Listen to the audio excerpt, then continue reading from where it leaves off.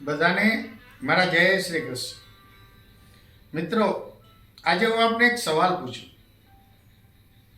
વાત એમ હતી કે ગામડામાં એક ખેડૂત પોતાના ખેતરે કામ કરતો હતો અને રોજના ક્રમ અનુસાર એની પત્ની એના માટે બપોરે જમવાનું લાવી ઘરેથી આવતી હતી. હવે માથા પર એ જમવાનું જે લઈને આવતા હોય એને ભાત કહેવાય. એ જમવાનું જે લઈને આવતા હતા, શાક, રોટલી, છાશની જે વાસણ, એ બધું એક મોટા વાસણમાં મૂકી માથા પર લઈ અને આવતા હતા. હવે અચાનક બન્યું એવું કે એક બાજ પક્ષી એક સાપનો શિકાર કરી સાપને પોતાના પંજામાં પકડીને ઉપર ઉડતું હતું.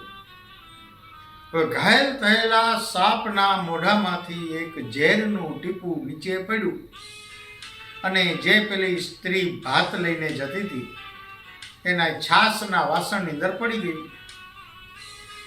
ખેતરે જઈ પોતાના પતિને પેલી પત્નીએ પ્રેમપૂર્વક જમાડ્યો.